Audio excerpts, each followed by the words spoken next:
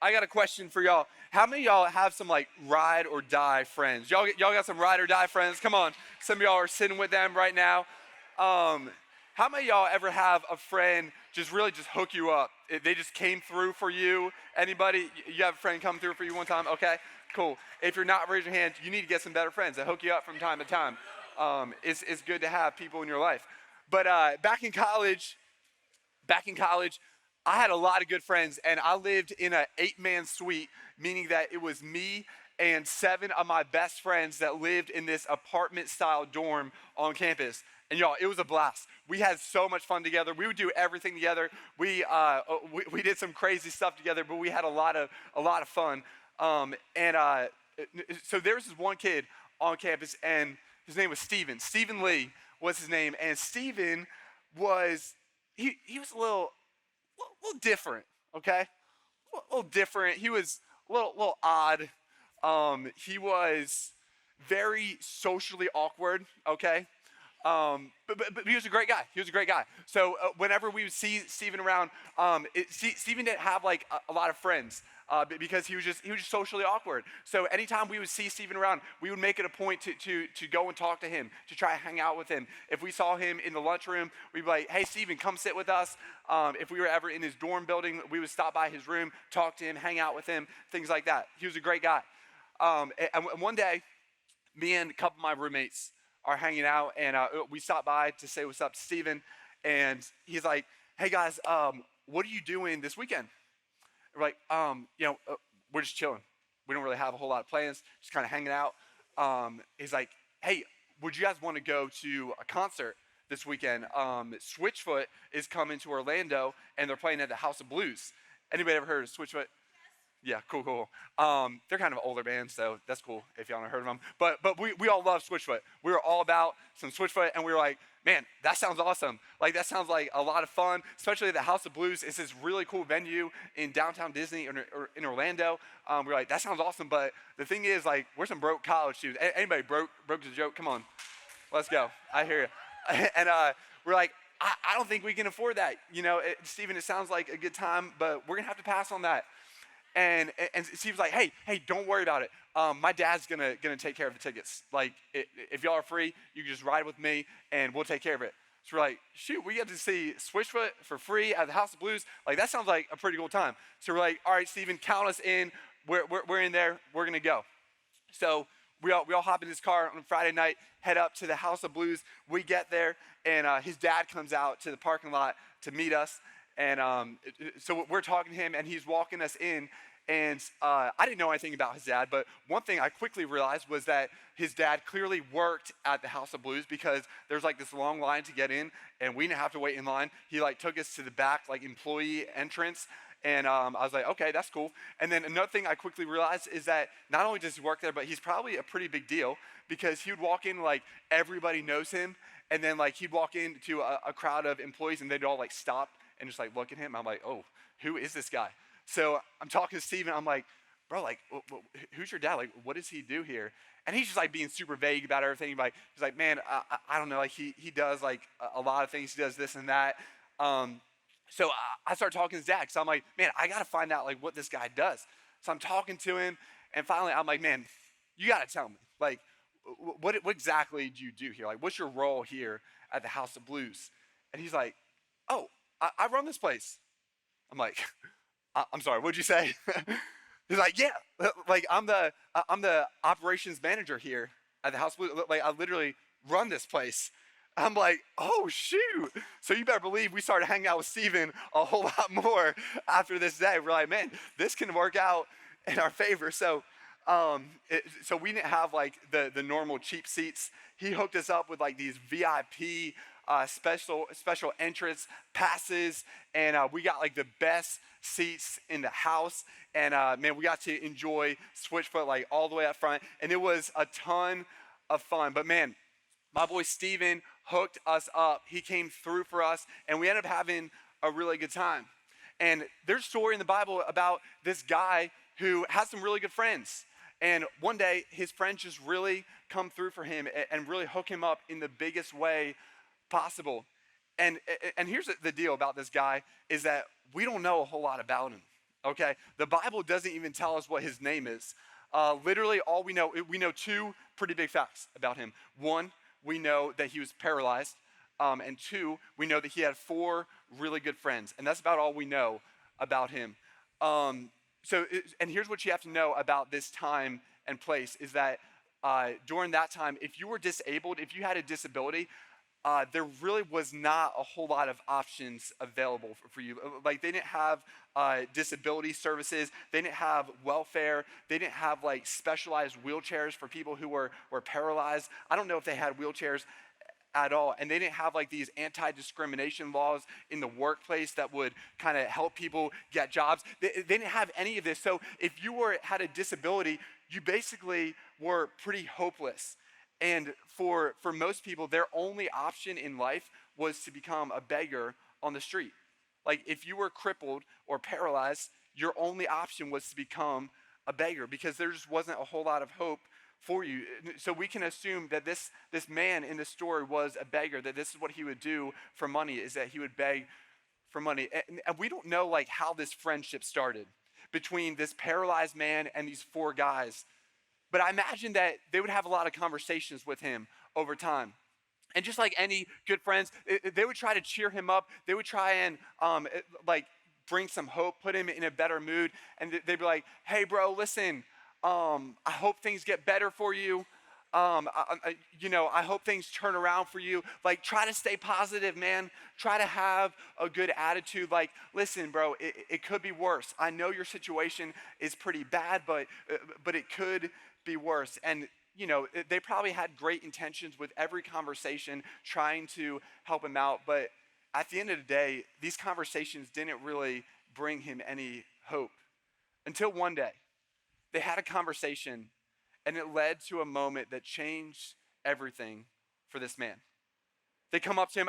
I'm imagining he's begging on the streets, and they come up. They're like, hey, bro, you won't believe what we're about to tell you. We got some good news. And they're like, he's like, good news? Like, did you find a better place for me to beg? Is there somewhere where I can get some more money? And they're like, no, nothing like that. Listen, we know this place, and there's this guy named Jesus.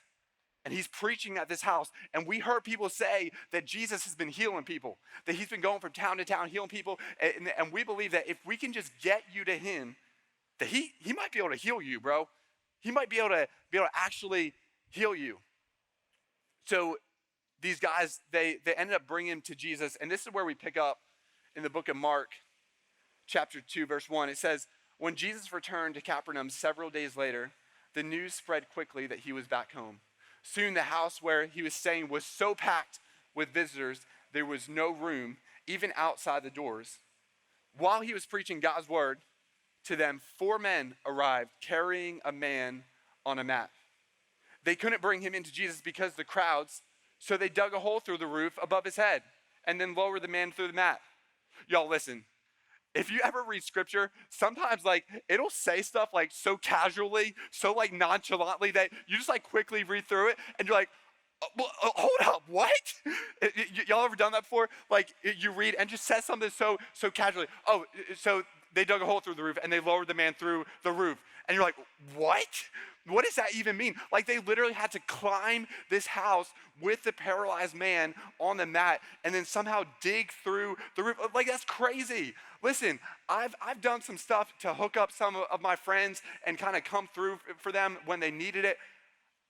I've never dug a hole in anybody's house to hook up a friend. Like that's the line for me. If there's like a line where it's like, hey, you gotta dig a hole in this roof and then like lower, then like that's where I draw the line. But these friends were different. They were some real friends here.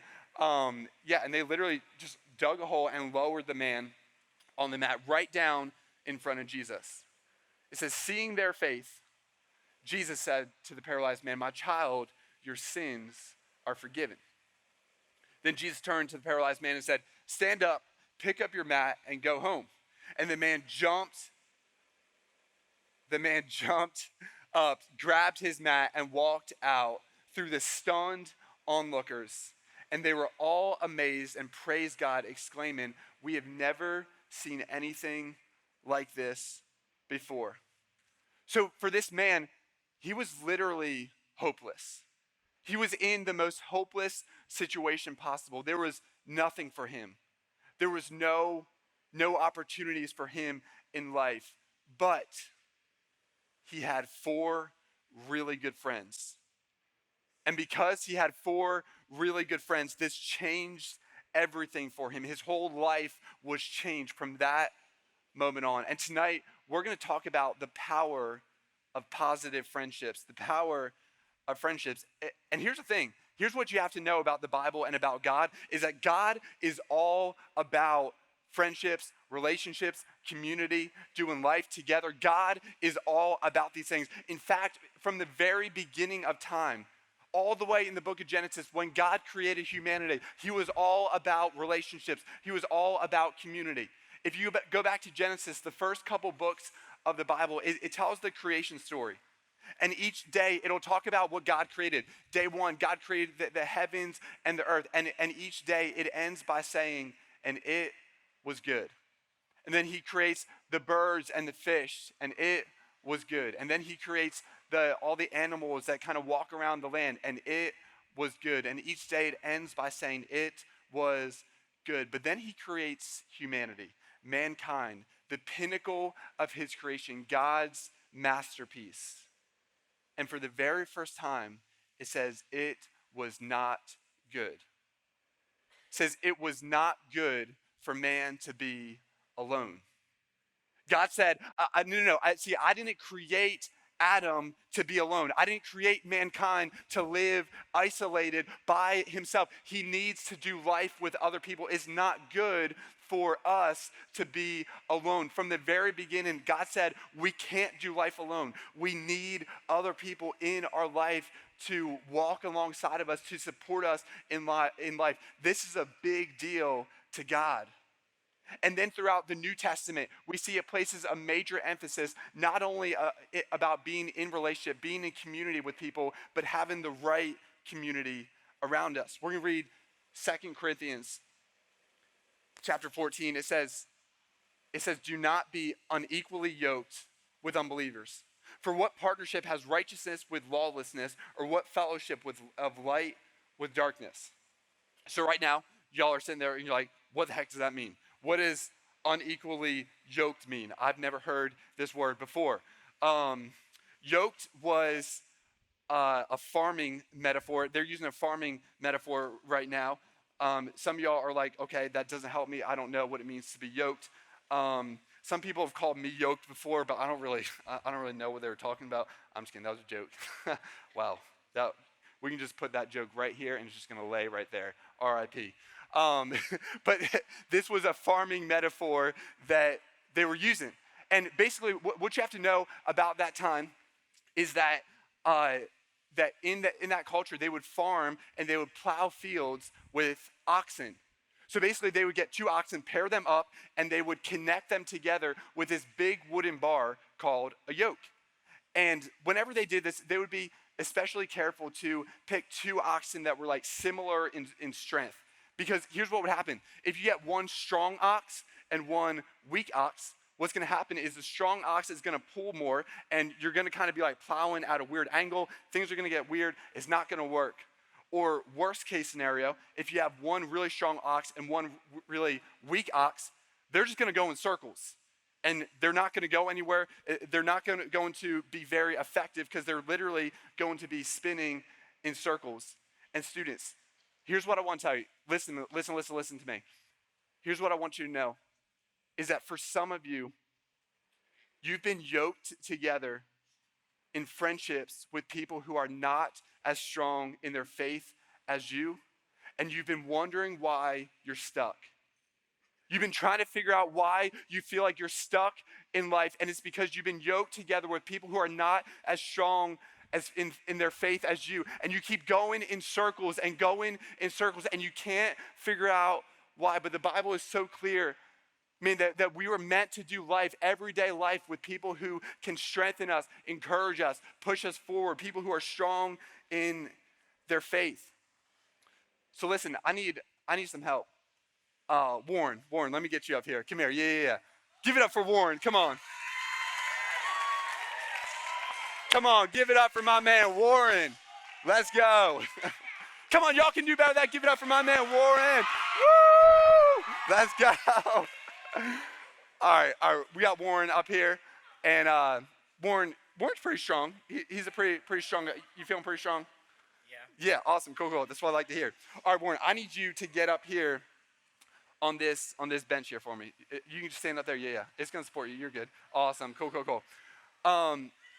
So here's the thing, Warren. I need you to pick me up on top of this bench. All right. You think you can do that? Yeah. Y'all think you could do it? I need you to pick me up. Come on, bro.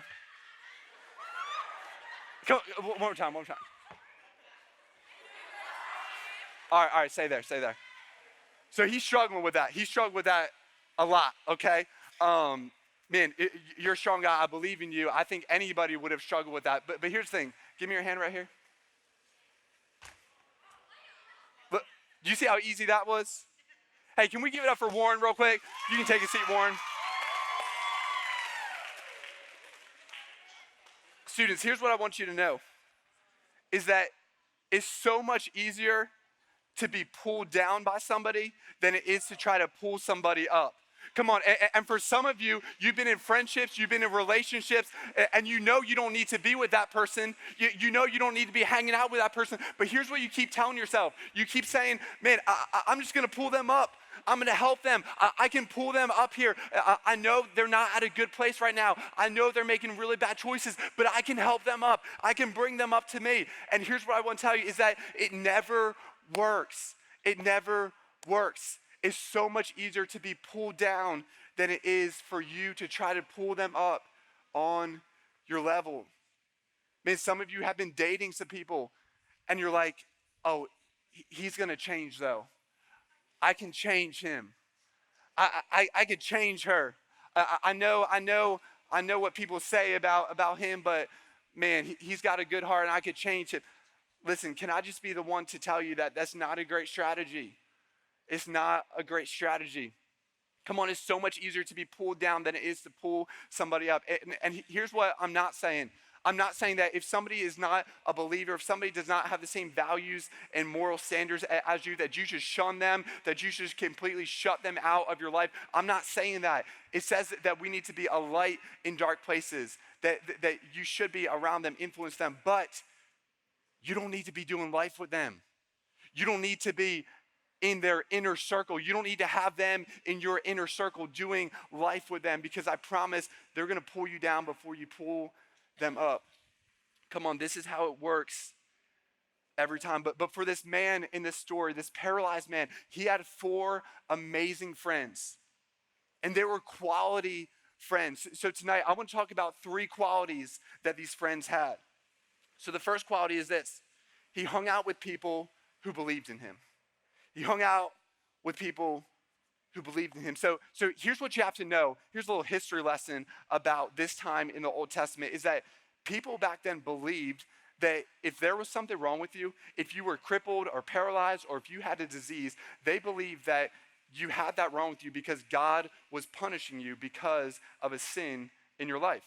Or they believed that it was because of a sin that your parents committed that God was punishing you. And we know that that's not true now, but this is what they believed back then. So because of that, if somebody was paralyzed or crippled, they saw them as cursed by God. So oftentimes they would force them to live outside of the city. And they would say, you can't be around us. You can't come into the city because you're cursed. You're unclean, and I don't want you around us because then I'm going to be unclean. I don't want somebody cursed around you. So here's what society said. Society said, you don't belong with us. You don't belong here. Man, but thanks be to God that this man had some amazing friends who believed in him, who said, you know what? I know society says you don't belong, but I believe in you. I believe that you are amazing. I believe that you have a future, that you have a purpose. I believe that you're gonna do great things, and you belong here. You belong with us. Come on, he had some incredible friends who believed in him, and it changed everything in his life. They said, man, I believe in you. And because of that, he started to believe in himself. He had some friends who said, you have a place with us. Y'all, and some of you are going to have to take a hard look at some of your friendships that you currently have. And here's what you're going to have to do. You're going to have to ask yourself some tough questions when it comes to your friends. You're going to have to ask yourself questions like, man, are my friends building me up or are they tearing me down? When I'm around them, do I feel better about myself or do I feel worse? Am I encouraged when I'm around them or am I discouraged? You got to ask yourself some tough questions about your friends. I remember when I was a freshman in high school, I had a couple really good friends and we had a lot of fun together. We would laugh together, have a good time. But before long, I started realizing, man, the way they joke around like actually makes me feel pretty bad about myself. It actually makes me feel pretty insecure. Like I feel pretty terrible every time I hang around them. And I had this realization and I had to make the tough choice. I was like, man, as hard as this is, I got to find some better friends. Come on, and some of y'all are going to have to make that tough choice. The question you got to ask yourself is, are my friends building me up or are they breaking me down? So the first quality is that he hung out with people who believed in him. The second one is he hung out with people who were stronger than him. He hung out with people who were stronger than him. And students, here's what you need to know, is that when we are insecure, we naturally hang out with people who are not as strong as us because it makes us feel better about ourselves. When we're insecure, we hang out with people who make poor choices in life so that we can say, man, compared to them, I'm doing pretty good. Man, at least I'm not as bad as them. We hang out with people who make poor choices because it makes us feel better about our life. Or if you want to feel smart, you hang out with people who are failing classes. Man, you got straight C's, but you're like, man, at least I'm not failing all my classes like him. You know, you feel like a genius compared to them. So what we do is we hang out with people who aren't as strong as us so that we can make ourselves feel better. And here's what I want to tell you, is that you can continue to spend your time with people who are pulling you down, people who are not as strong as you, just to make yourself feel better, but you're going to spend your life wondering why you're not experiencing any growth, why you're not moving forward in life. Or you can choose to spend time with people who are stronger than you, people who are pushing you forward, people who are encouraging you, and you can see all kinds of growth take place in your life. Here's what I love about this man in this story, is that he was crippled. He was in a hopeless situation. He had 2 bad legs, but once he started hanging out with these guys, he went from having 2 bad legs to having 8 good legs because of the people that he surrounded himself with. He was stronger when he was with them. And he was not too insecure to hang out with people who were stronger than him. And here's what you got to know, is that if you're intimidated by people who are stronger, smarter, more attractive, more athletic, have a better relationship with God, if you're intimidated to spend time with them, you're going to spend your life crippled. Come on, or you can say, I'm going to spend my time with people who make me better, people who are further along in life than me. There was a study done that I read about recently, and they took a large group of 11-year-olds, and they studied them and they studied their best friend. And here's what they found out. I thought this was so interesting. They found out that the 11-year-olds who had a best friend with a very high IQ, that when these average IQ 11-year-olds, by the time they were 15, they at that point also had a very high IQ. All because of their best friend. And this has everything to do with intelligence, but it also has to do with everything else in life. That if you're spending time with people who are stronger than you, come on, you're naturally going to get stronger. If you're spending time with people with a great relationship with Jesus, you're going to have a great relationship with Jesus. It just makes sense. It makes sense. So the question you got to ask yourself is, are my friends further along than me in some areas? Are they making me better? So he hung out with people who believed in him. He hung out with people who were stronger than him.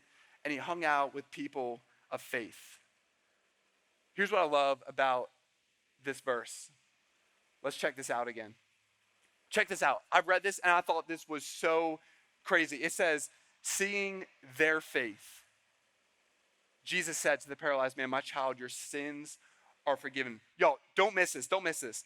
it says seeing their faith, meaning seeing the faith, not the faith of the paralyzed man. No, no, no, no. He was healed because of the faith of his friends. Come on, Jesus cares so much about relationships. Jesus said this is such a big deal that I'm not even gonna save you because of your faith. I'm not gonna heal you because of your faith. No, I'm gonna do this because of the faith of your friends. And here's what I want to tell you is that life is hard sometimes. Life can be hard. And there's gonna be moments in life where you're struggling. And you gotta ask yourself, in those moments when life is hard, do you have a support group around you that can sustain you through those times? Come on, there's gonna be moments where you feel like you don't have any faith. Do you have friends where you can borrow some of their faith? There's gonna be moments where you don't even have the words to pray. You're like, I got nothing. I don't even know what to say. Do you have friends that are praying for you? Come on, do you have a support group around you like this man? The question you got to ask yourself is, are my friends drawing me closer to God or further away? Pastor Kenneth, a couple weeks ago, preached an amazing message, one of my favorite messages that he ever preached. And in the message, he told a story from the Bible about another man who was crippled. And these two stories were very similar. The story that he talked about and the story that we talked about tonight, very similar. You got two crippled men, and they were both surrounded by friends. But here's the difference. In the story that he was talking about, this crippled man, he found himself stuck in a hopeless situation. And it says that for 38 years, he was stuck in this place, hopeless. So you gotta ask, what's the difference? I mean, they both had friends surrounding them. How come it didn't work out for this man? Why was he stuck for so long? And here's the answer, is that for this other man who was crippled, yeah, he had friends surrounding him, but the friends he surrounded himself with were friends that were also crippled, friends that were paralyzed, friends that had diseases, and the friends that he surrounded himself with were not able to encourage him, to strengthen him, to lift him up, to physically carry him on a mat and carry him to a place where he could receive healing, but like this other man. So he remained stuck. And I can't help but wonder if this man ever looked at his life and wished he had some better friends. I can't help but wonder if he ever said, man, I wish I didn't waste my life. I wish I didn't waste 38 years of my life. I wish I would have had some better friends who could have picked me up and carried me to Jesus. And students, you got to ask yourself the question, who are you going to surround yourself with? Because here's why. I don't want you to get to the point in life and say, I wish I didn't waste so many years. I've been stuck in this place for years, and I wish I didn't waste it. I wish I would have decided sooner to get some better friends. I wish I didn't waste my life. There's a story that I read about recently about a father who was on his deathbed. And he calls his son in. He says, son, listen, I have a watch that I want to give to you. And it's a very special watch. It was given to me by your grandfather. He passed it along to me, and now I want to pass it along to you. And this watch is over 200 years old. It's very special. He says, son, here's what I want you to do. Before I give it to you, I want you to go to the watch shop down the street. Tell them that you want to sell it and see how much they offer you for it. So the son, he goes to the watch shop. He takes it to them. He comes back to his dad. He's like, Dad, I took it to the watch shop, and they said they could only give me $5 for it because it's so old. So he's like, okay.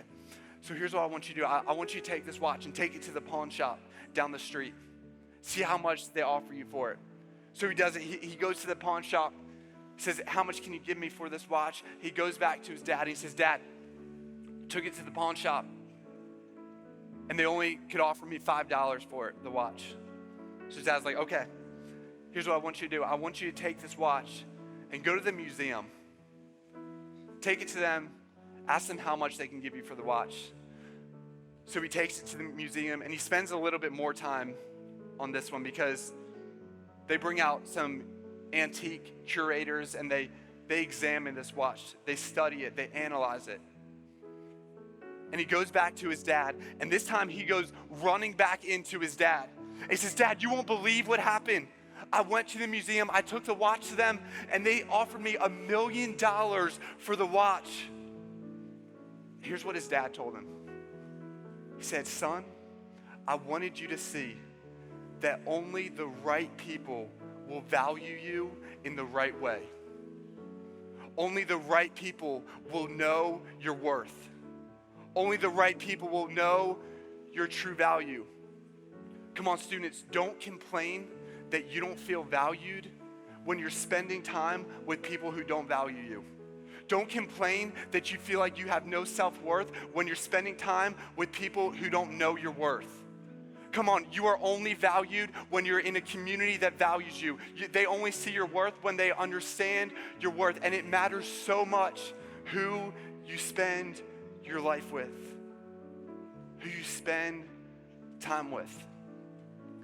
And maybe for some of you, you're sitting there like, Anthony, this sounds great. This sounds awesome. I wish I had some amazing friends like that, but you don't know who I go to school with. You don't know what kind of kids are in my class. Like, they're nothing like what you were talking about. I don't have access to these kind of friends. And y'all, here's what I'm so excited about. Pastor Zach talked about it a little bit. But this week, we are launching our brand new semester of student groups. Come on, and we're not doing this because we thought it'd be a cool idea. We thought it'd be something cool to do every week. No, we're literally, the only reason why we're doing this is so that we can create spaces for you to be in community with people who are quality friends, so that you can get around people who know your value, people who know your worth, that can encourage you, that can lift you up, that can support you, that can pray for you. Come on, people that can literally change everything about your life. This is our dream and our desire for you, is to have those kind of friends in your life. And this is why we're doing this. This is why we're creating groups. Come on, house party is awesome. We have a lot of fun once a month, but that's not where the real growth takes place. The true growth takes place in our groups. So they're going to throw up a slide up on the screen. Get them to throw up that slide. It's the number that we had up earlier.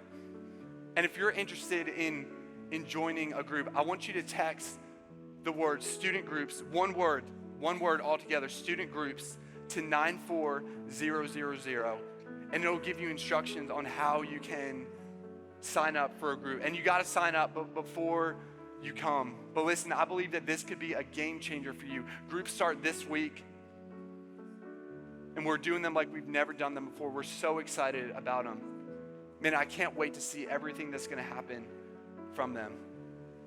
So y'all listen, I'm going to pray, and then we're going to give you some further instructions. Y'all can pray with me. God, thank you so much for everything that you're doing tonight. God, I pray that students would have the boldness to make some changes in their life. That they would step into some healthy community, some strong community who can love them and support them and encourage them. God, I pray that they would take that step to join groups.